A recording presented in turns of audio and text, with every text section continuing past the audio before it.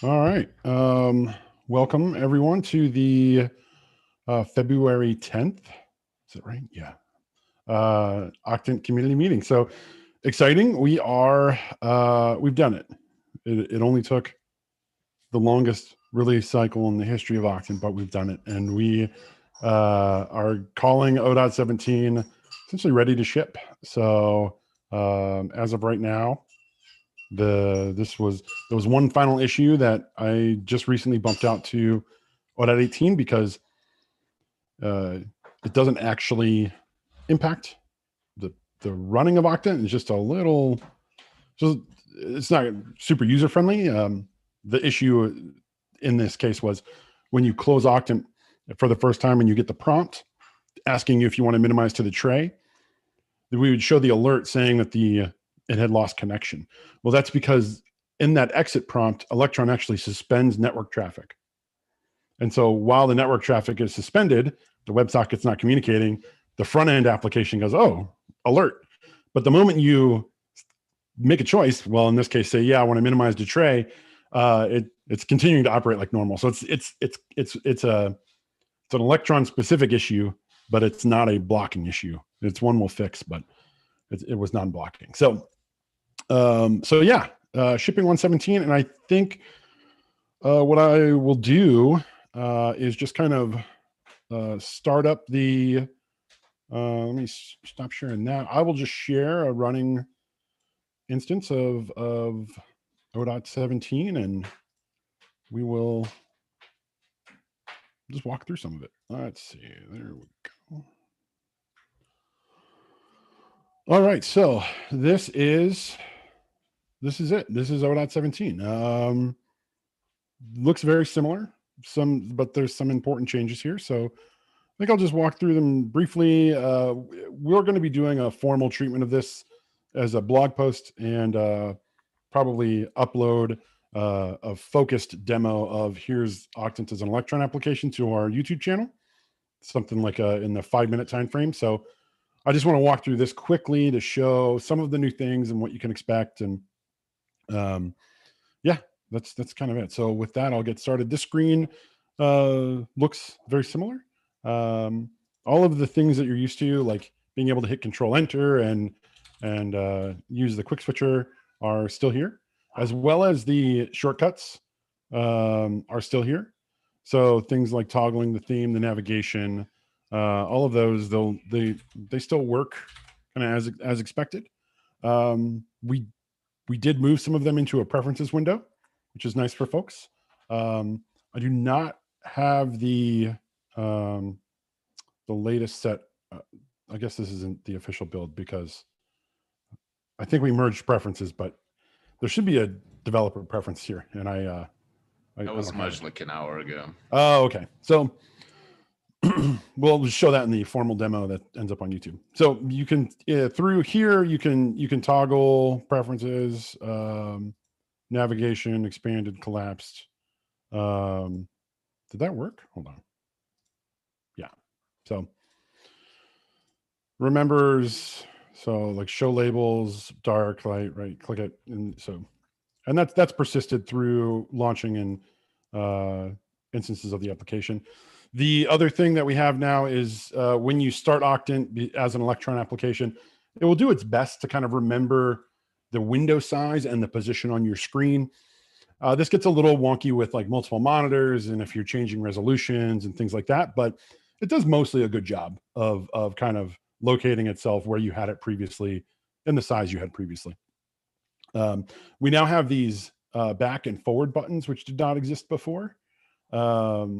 So this is as a result of not being in a browser anymore. We needed some way to give you the ability to easily jump back and forth. Now, these are the first pass of them. We've talked as a team about adding a feature here where when you click on it, you actually can either next to it or near it, there would be a way to actually see the history. So you could kind of jump easily to something in the history. So that is something that we are considering. Let's see. All of this, we've demoed this before, but the new breadcrumbs are in place here. So now you can kind of switch between the children of a category easily through the breadcrumbs. It also works as you go up. So all the way up the stack, we can easily switch between things like deployments, pods. And the nice thing about that is now, if you do want to say, okay, I want the navigation collapsed because I want a bigger screen, don't show me labels, it's still really easy through mouse clicks to move around if you're not a person who uses like the control enter quick switcher. So let's see. That is, did we add any new things here? No, these are all the same. So for those that don't know, Control / will open up a set of keyboard shortcuts that we have enabled. So you can. What else? I think that's the bulk of like usage features and what has changed, like when you use Octant. In the menus of the application, you can do view logs. This actually won't. It might work for me right now. Probably not. Yeah. This is a X forwarded window, so it's running on a Linux server, and I'm serving it over X Windows. So normally this would just open a folder that has all the logs in it, as well as any temporary files that Octant has been creating. And I believe our state files, no, they don't get stored in there. They get stored somewhere else. In temp, I believe. In temp, okay. So, was there anything that I've missed? When you close Octant, we have a tray icon too. Yeah, tray icon. That's a good demo that. I can't right now. If someone else has it running and can demo the tray icon and the minimization, that would be good. I just happen to be using the Linux build. I can also kick off a Windows build and show it once it's ready, if no one has it currently running.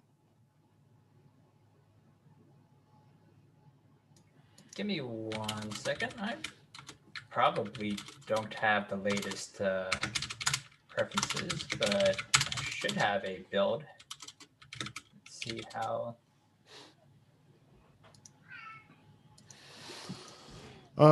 So I think that's Sam's going to show off the system tray icon here shortly, but here I'll just I'll add some notes while he gets that pulled up. We'll be adding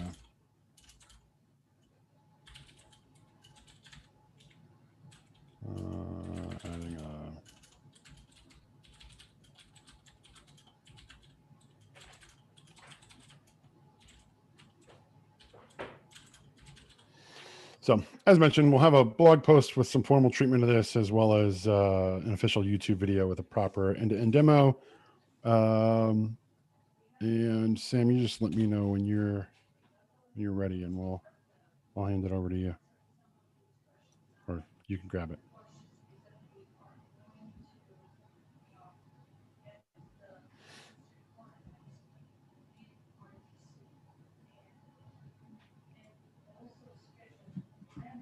There we go. So as you see there, you can reopen Octant, you can view the logs right from the system tray. I think we've mentioned in the past, but the idea here is that we would start to really use that area for just letting you get to things quickly as well. So imagine you're deploying a bunch of resources and applying new YAML. You add new namespaces, something like that. We'll be able to even just say like open Octant with this namespace. And since it'll already be running, it'll be able to make that action happen much faster than cold launch, since Octant leverages Informer caches in the background, and those do take a little bit to get warmed up. Yep, and so this closes Octant, and it's still running in the background, and you can always pop back up. And the idea is now you have this Kubernetes desktop tool that can just perpetually live in the background. That's so exciting.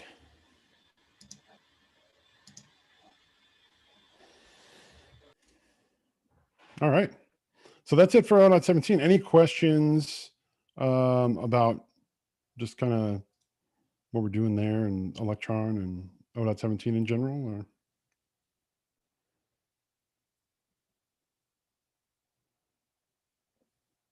Or? Okay. I'll take that as a moving on. So the rest of this community meeting, we're gonna prep our 0.18. At least do some prep for it. And there's 3 items of focus. One is missing. I'll add it in here.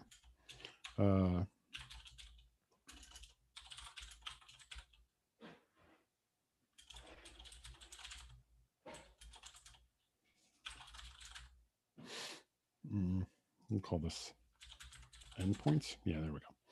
So yeah, the 3 main areas of focus for 0.18 are going to be plugin API, fixing our current state of testing, and overall Octant performance. Performance specifically around the startup time of Octant and the time it takes when you're switching namespaces to get the data refreshed and start to get that real-time feed. It's too slow right now. There's no other way to put it. It's painfully slow. I was telling Sam this the other day that I was watching someone going to use Octant in the wild, and they had pulled up their new namespace, and it was taking so long to load that they were like, well, I'm not sure if it's working. And so they closed Octant and relaunched it. And like, I was like, oh, this is a disaster.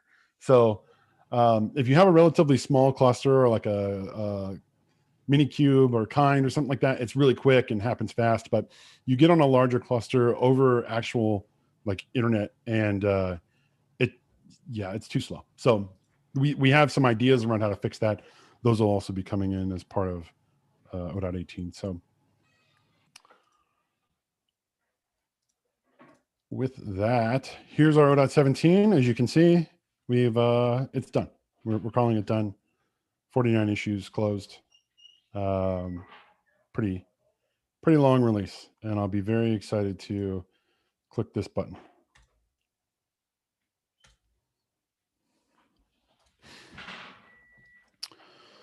So moving into, so we have basically two projects that we work out of.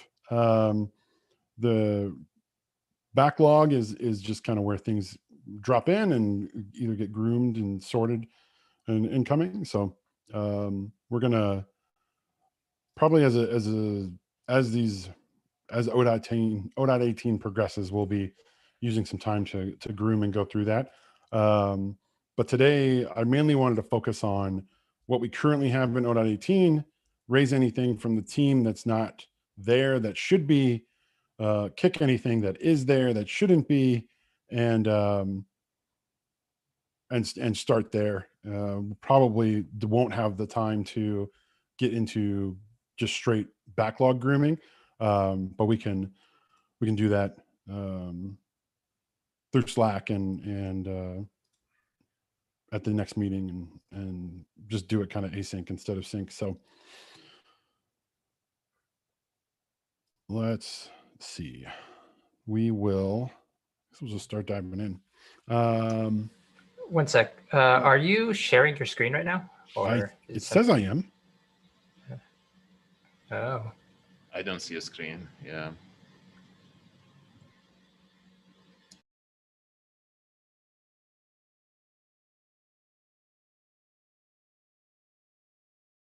Much better.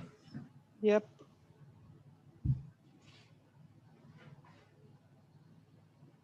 But now we can't hear you, Wayne. There, look. Nice. Look, I closed it. We missed the big dramatic. I came here and there was a button that let me close it. Okay. We missed it. I was going to capture it on video, and now it's gone forever. Anyway, so now that y'all can see what I'm talking about, we have 2 projects that we work out of. Backlog, this is incoming stories. Each one kind of has a note at the top of the column. So these are new incoming. They really haven't been triaged yet. Maybe they have, but they need more. This is unsorted, so this is stuff that we looked at it. It's not necessarily ready for work, or we haven't cataloged it yet, so it just drops into this unsorted long list bucket. And then we have these groomed stories, which are ideally in some form of priority order, and these are issues that can be grabbed from here to bring into the project for the next release. So an example of how this flow is going to work is when we release O.17, people will open issues, they'll land in incoming, we'll triage them, we'll get them, groomed, and then we'll open a new project, O.17.1, right? And those issues will land from the groomed section in the backlog into O.17.1.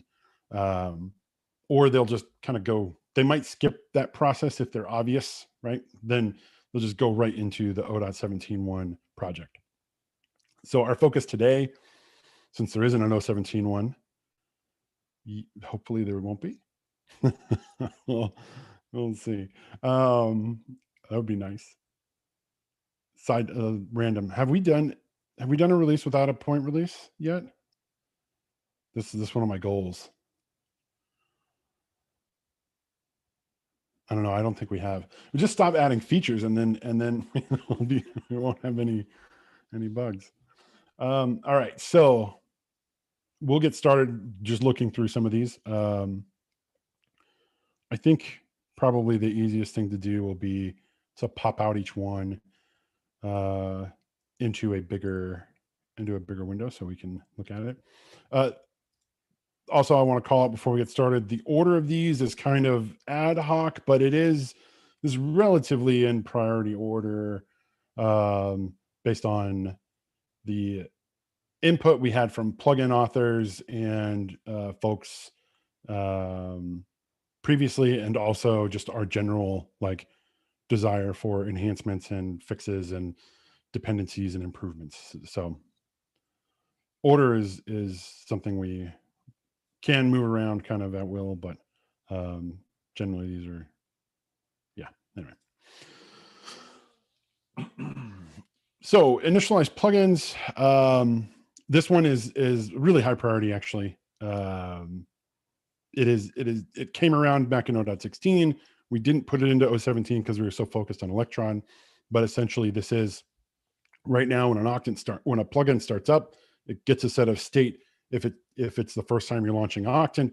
But if you're reloading a plugin, like in the case of a JavaScript plugin, all that state is wiped away and there's no way to retrieve it on reload, so that you can make sure you're using the right namespace, make sure you have the right set of labels and filters applied, all of these things that are very important for plugin authors. So that's why this one's kind of at the top. It's been hanging out a while, and it's kind of a critical use case for plugin authors. This one is the next one down, which is 1512, is directly related to that. It's just kind of broken out of it further. The 1513 is about that initial state, and 1512 is more specific about being able to observe that state as it changes. So as you change a namespace, as you change filters and labels, being able to kind of see it. We have that for namespaces now. We don't have it for filters and labels. So with those two, I will open it up to any questions or comments before we move on to the next one.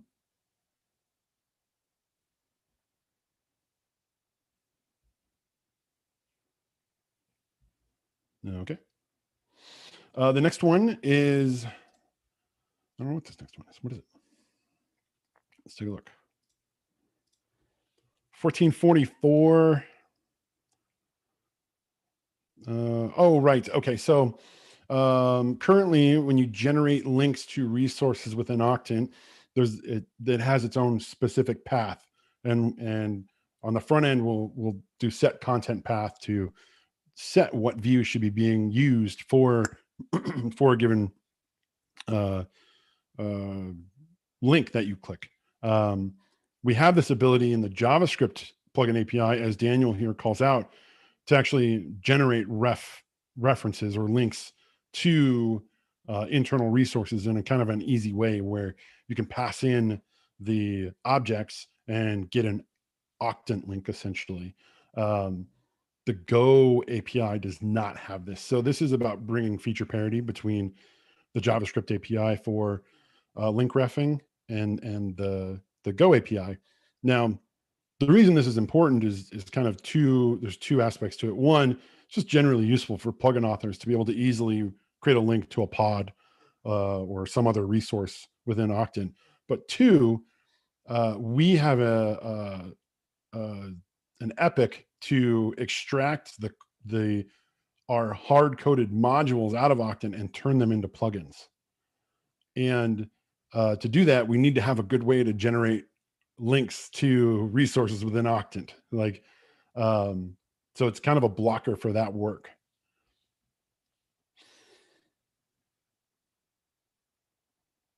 And fortunately, we have a reference implementation with the JavaScript plugin API. So just gonna have to mirror it on the Go side. And any questions there before I move on? Okay. And I encourage anyone to, while I'm covering these, if you want to look through our backlog of issues to identify things that you might want to see in ODOT 18, or you think that are that you know aren't currently in this list of 17 items that maybe should be, or be a good time to find those and have them ready for conversation.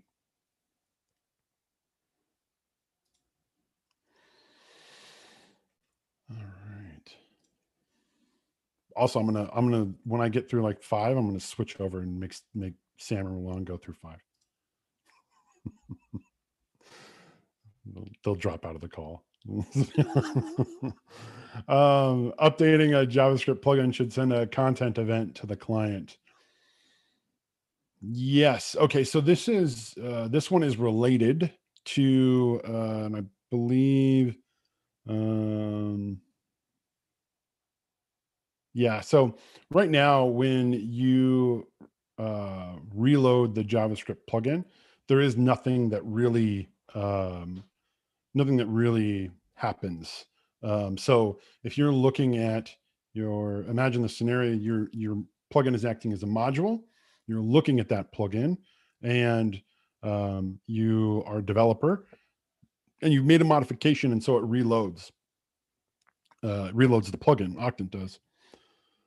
The set content path will not fire, so you will still be looking at kind of essentially a cached version of the old plugin, because the content streamer will no longer basically there's a disconnect between the path you're currently on.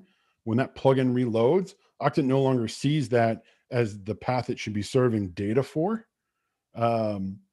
So if on plugin reload, the current, really any page should do this, because this also happens with can happen sometimes even with nested elements. When a JavaScript plugin reloads dynamically, we should send a message to the client so that it can do a set content path. Or when a plugin reloads in the background, we should ensure that the stream generator does not get confused about which content path it should be sending content for. There's kind of 2 ways to approach this problem. There's the send something to the front end so it can update its content path, which would then cause the stream data to re-render, or handle it all in the back end. I don't have a strong opinion on which is the right way, but it is important, especially as we get into allowing plugin authors to have multiple steps or pages within their plugin, and having each of those pages potentially be changed and rendered by the result of an action handler. We'll want some way to make sure that when they're developing these things and things are being reloaded, that they're not sitting on stale content and having to do manual refreshes. So this is definitely more of a dev, like I'm a developer of a plugin. It's definitely a quality of life thing, but I've run into this myself working on JavaScript plugins, and I think it's considering it was opened by Scott, was working on the open source Knative JavaScript plugin.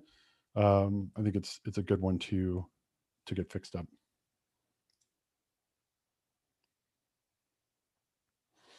Questions on that one? All right. So this one is embarrassing. This one's totally my fault. And it is the dashboard client list behavior is inconsistent when resources are not available in the cluster. This is a direct result of me trying to be smart and say, oh, did you try to make a call and we got an error? Well, let's just return an empty listing instead of, and wait for a period of time, some timeout period before we retry. So that way we're not spamming the API with requests. And so what happens though is that the first time you make a call, it does the check. It says, oh, I got a error, and it returns you the error. And then the second time you make the call, it goes, oh, we had an error last time. Here's an empty list. And you literally cannot write code that is predictable against our like list and get any. I talk about it here. Anywhere we do these has access checks and then return back an empty value in place of the error code. I was just trying to be too smart. I was like, well, let me protect the plugin authors from this thing instead of just saying like, always return the error. We could cache the error, but still return it, right? Like, don't just return an empty list. And then if we need to deal with that error, in the classic, like, this is how Go does things way, and we need to deal with that error, we'll handle it where we need to handle it, but don't mask it away. So this is really important because this ties into, and actually I would argue that this is probably the most important issue in O.18 because it ties into API consistency and the ability to have calls that can be replicated, which ties into the ability to be able to write tests for things and like how to mock things and there's all of these other things that happen when your API behaves inconsistently that are bad. So moving that one to the top. Any questions? I also commented on this one a while back in October and kind of laid out what's going on. So I apologize for this.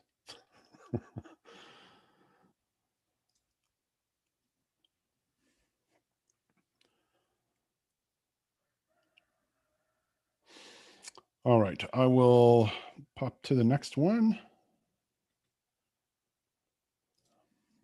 So this is one that Sam brought up. And it's, so Go 1.16 will have embedded support for it.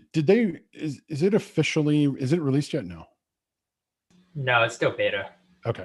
So this is one of those, I would put this as it's in the sprint, low priority.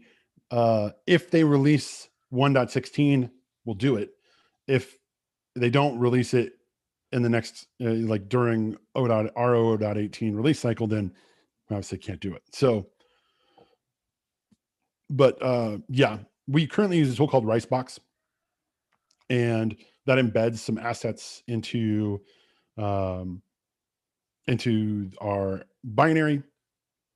And there's now first class support for that with embedded files with 1.16.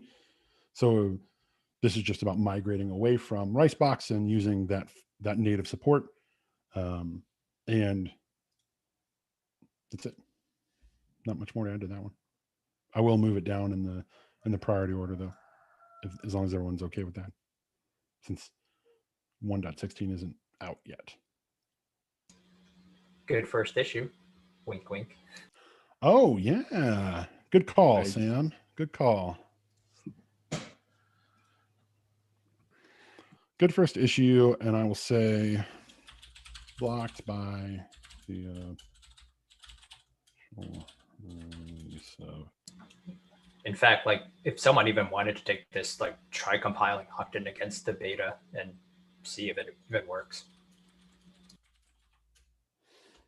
Yep.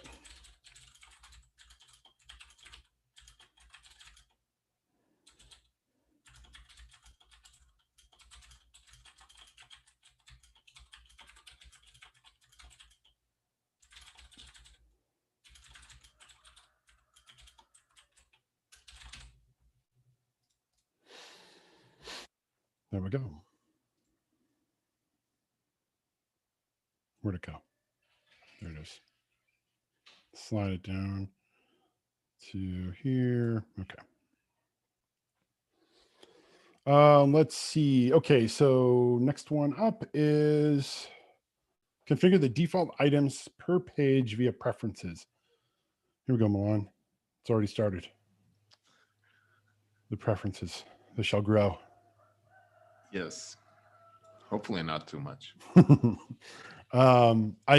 This issue is I think, I mean, we've got 3 thumbs up, 2 of them are us, but still external issue and thumbs up from an external user. I think this is a good candidate for something that people probably want.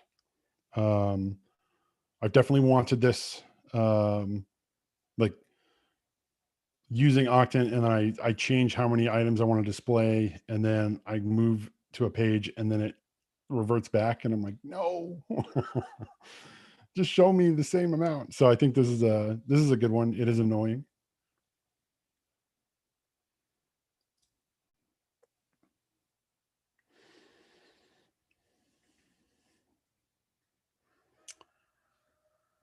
Next one. Oh yes. This is look at the date on that one. 2018. The Octant client should auto update. We'll be able to do that now. We don't exactly know what that's going to look like implementation wise, but we do know that the binary that's running under the covers of Electron will be able to. So I'll say this: our first pass of this will not be a live update. It'll be a you'll. I'll capture this as some ideas. So thoughts about this is we would do something like alert user, there's a new version. They can say yes, no, restart, download the binary, place old one, restart. Something like that. That's like very, I mean, there's some details there, but or some nuance there that we need to get figured out. But our first pass will be, we say there's a new version. We say yes. You say yes or no. Probably another issue for check for updates. Preference. Like we should be able to turn that on or off. Some people might not want it. It should be part of this, I feel. Yeah, maybe. But I'll just like someone can, whoever implementer can make that decision. I think that's fair. So what we'll do is, alert yes or no, download the binary, replace the old one, and then restart. Now this gets tricky because I know in like the case of Windows, for example, the file locks on the system with the running executable. You can't just replace the running executable.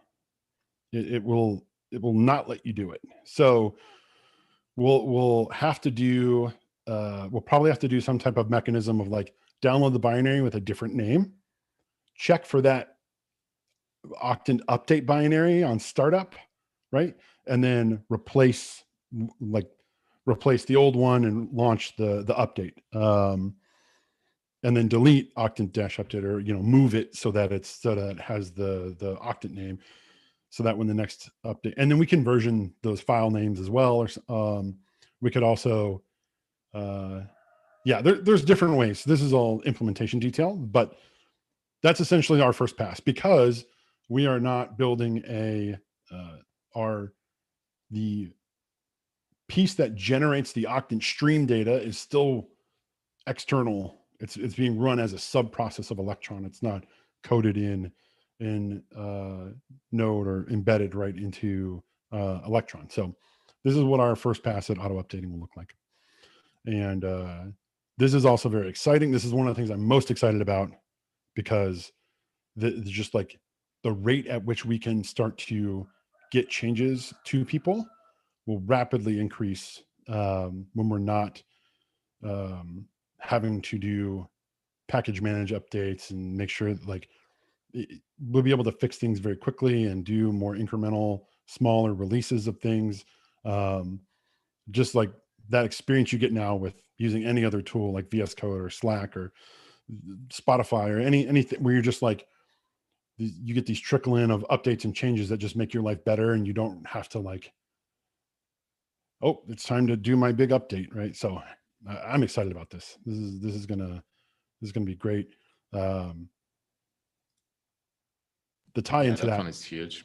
The tie into that is we'll need to greatly improve our testing, as Sam pointed out in the meeting notes. The fix the state of testing. We'll want that, need it. It's a necessity for auto updating. So,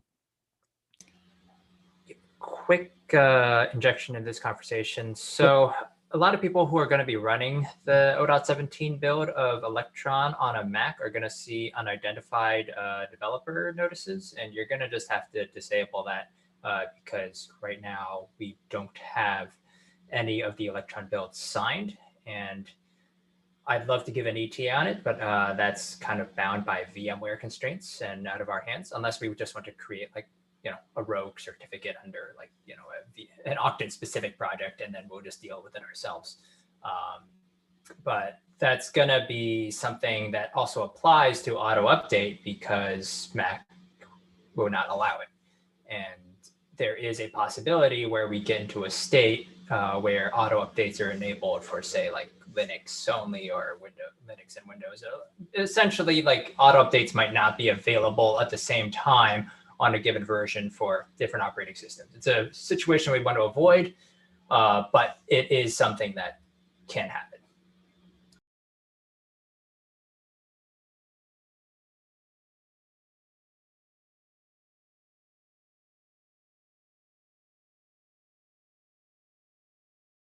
okay, I'll make a comment of that. Also,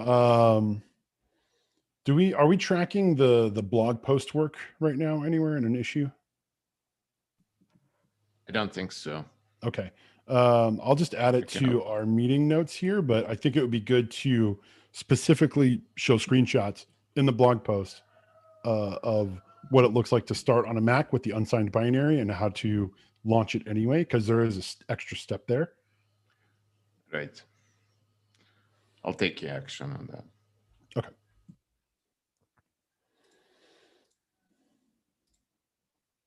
Yeah, good call out, Sam. And thank you, Milan.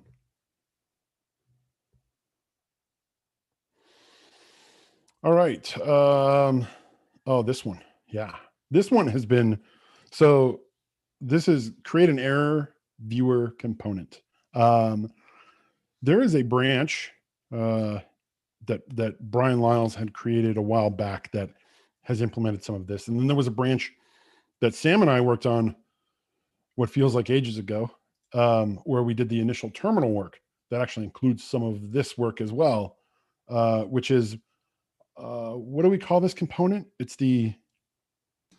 We call it an extension. Extension view component? It also has been called slider at some point. Yeah. So essentially what this is a bar at the bottom that can slide up and contain tabs. It's floating and it follows you throughout the application. This is, so currently, as you know, we log everything to text files, and with the Electron application, there is no stream of that, so you have to go to the folder, grab the log file, and inspect it there, or open a shell and manually tail the log file in the shell if you want to see like real-time logging output as you're running Octant. So the goal of the error viewer component is two things. It's basically, we want to be able to surface log level things, so info, warning, debug, and be able to have those controlled through the application. And then we also want to be able to surface your like the cluster errors that you might encounter, right? Like you don't have permission to do this thing. Being able to highlight that in a better way, like a more human readable fashion of like, hey, you got an access denied error to deployments, like your user doesn't have permission to them. That's why they're not showing up. Being able to like give you that context as you're using Octant is something that this error component will help do. We have taken a couple passes at it previously, and as I mentioned, there was a branch. There was a branch in that Brian had created that I think still lives somewhere that kind of has half of this work completed. And anyway, this work has existed in various forms throughout the life of Octant, but it became it was something that we knew was going to become even more important when we were an Electron application and you no longer had kind of like that immediate access to the console output. So that's what this work represents. Probably, if I had to guess, I would say this would end up, this would just be the UI, like create a component piece. And then there will be another implementation piece that says, okay, now that we have a component to send messages to, what does it look like internally on the stream side? Actually wire that in and make sure that those messages go where they're supposed to. So when you say component, that means the support for plugin others too, right? Yeah, I think we can do the first pass of this as an internal, but if it's relatively, I think if we talk about the API about this and we're able to make it something that is easy for plugin authors to leverage, then I think that would be good. The extension view, like I can think of especially like the Aqua Security plugin, right? Like they would probably want to be able to just like send new alerts or new things into their own tab in the extension view and have like the little badge that says like you have 5 things that are not in compliance or something like that. So if we can give that to plugin authors on the first pass, then I'm all for it. If we want to do an internal version first, so we can kind of figure out what the API looks like and what the edge cases are and maybe how we're going to interact with it, and then later expose it to plugin authors, I'm fine with that too. This is going to be really nice, and I'm excited about this one because currently, at least for me, it's a little hard to access the logs and things like that. It would be good if we see those in the app itself.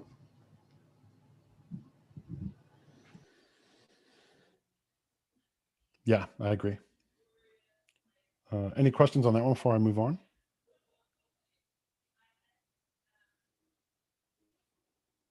Okay. Octant.dev. Yeah, so this is also very important. And I feel it does feel crappy to let the doc stuff go on for so long, but also like limited bandwidth, things like that. But it's another one of those things that gives me that similar feeling to watching that person close Octant because they thought there was a problem, but it was just taking a long time. Whenever I start to go into like the various areas of our docs, I feel kind of the same way. Like we're on the right path, we're getting better, but it just still needs that investment. So this one is very specific. It came from a person using Octant for the first time. They went to our docs page, and I'll actually just show it here. So they were like, well, I'll go to the documentation. And they're like, oh, getting started. Cool. Let me click this documentation link. And it just takes you, that link takes you to this page, because this page did used to have the getting started guide, right? So it's like, it's very, and now it's like nested. It's like, we have this here, which is here. The getting started is like here in this content. And it's, and then you click that, and now you end up at the getting started page that's on our storybook. So, they're 100% correct that is a bad experience. It's when I came to this page, without, like, after they created the issue, I landed on this page and I was like, oh, I wonder what they're talking about. And then I clicked here and I was like, oh yeah, it's exactly what they're talking about. So yeah, just we'll get that fixed up. I do think that overall,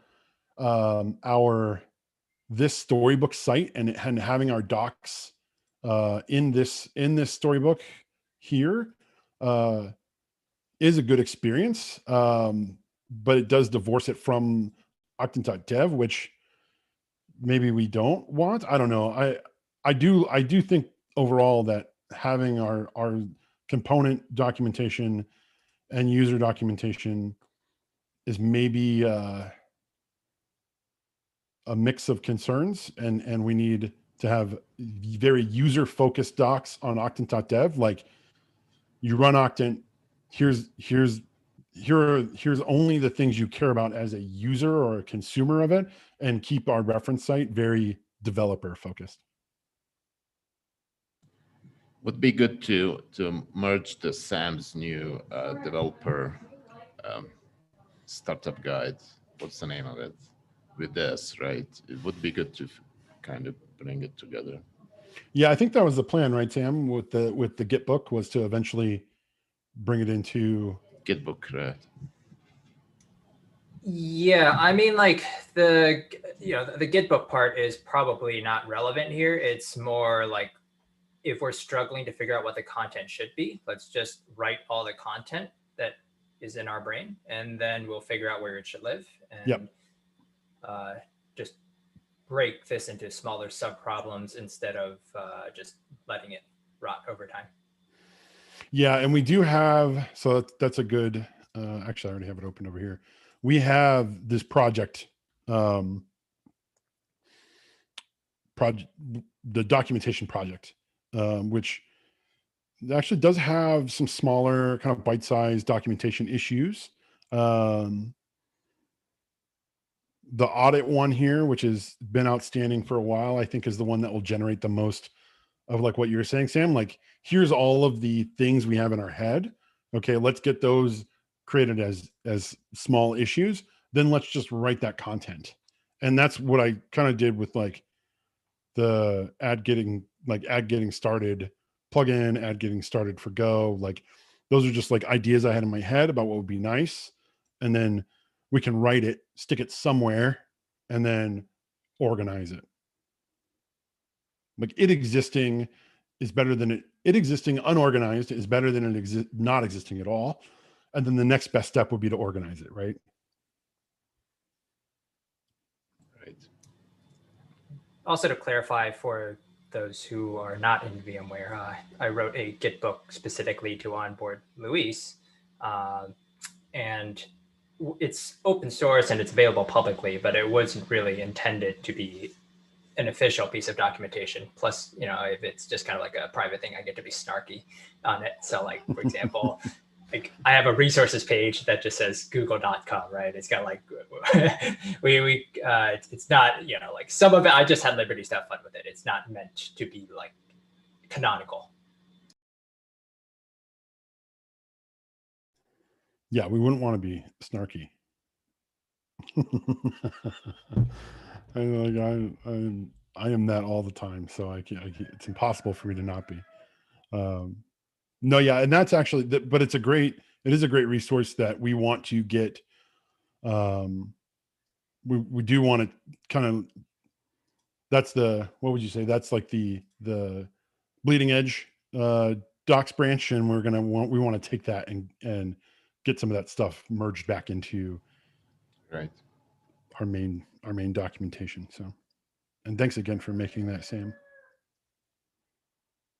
I mean, you could share it in the like in an issue or something on Octant.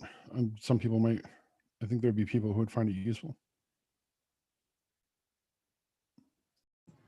One of my pet peeves in the docs area is that should be pretty low hanging fruit. That there's no issue, and I'll create one.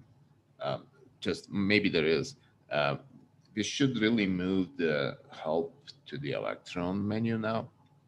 That will save us some time in the header and kind of help consolidate that. So, and that shouldn't be hard to do.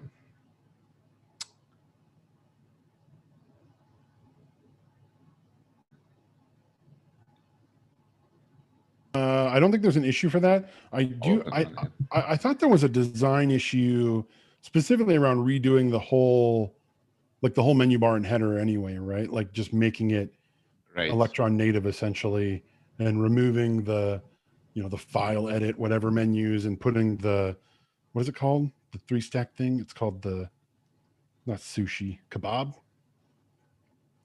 menu, I think, or something. Or no, maybe that's the 3 dots. There's a hamburger menu. Thank you. Hamburger. Yes. Hamburger menu, whatever, like doing that. Right. Yeah, it can be done at the same time. Yeah. So I would say open an issue for that. Make sure it's tagged with design. Yeah.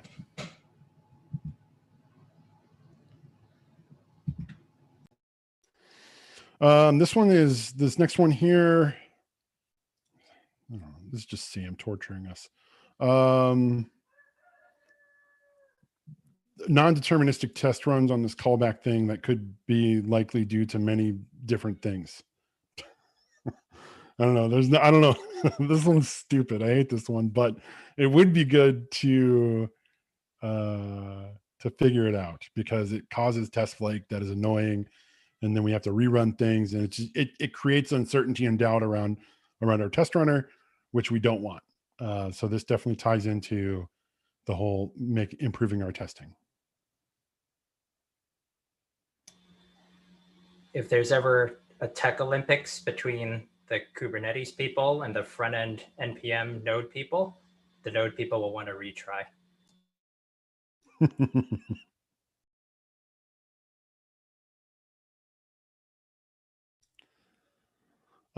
Let's see this one. Oh yeah. So this one came up. I said I was going to hand this off to somebody, and now I'm just going through them all, but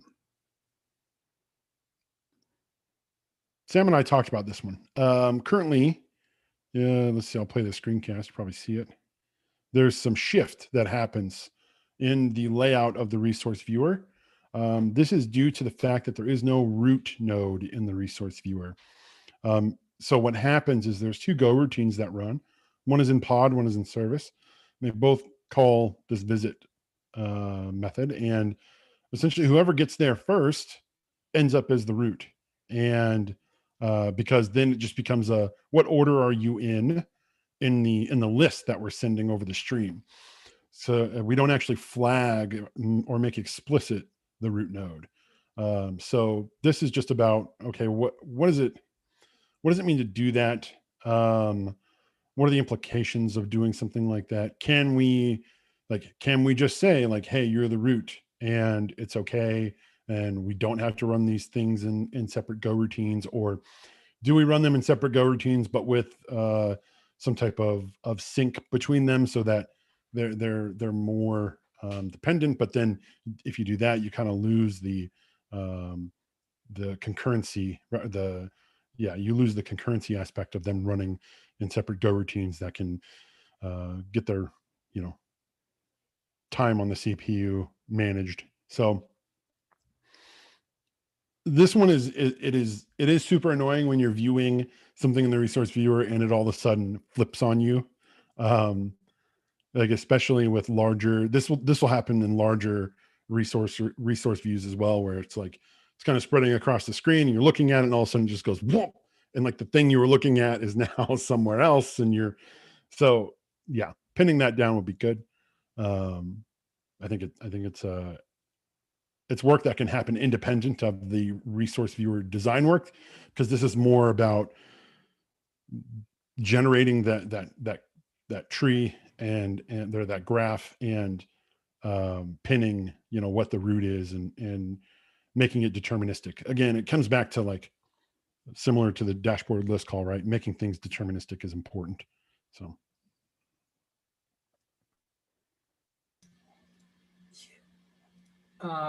For that resource viewer, just another side thought. I haven't gotten around to it yet.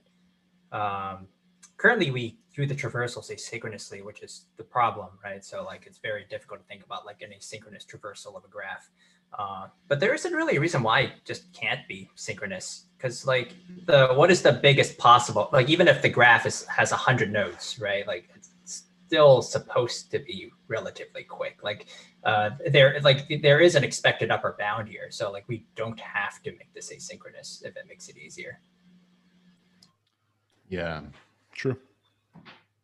that's probably the easiest solution for this.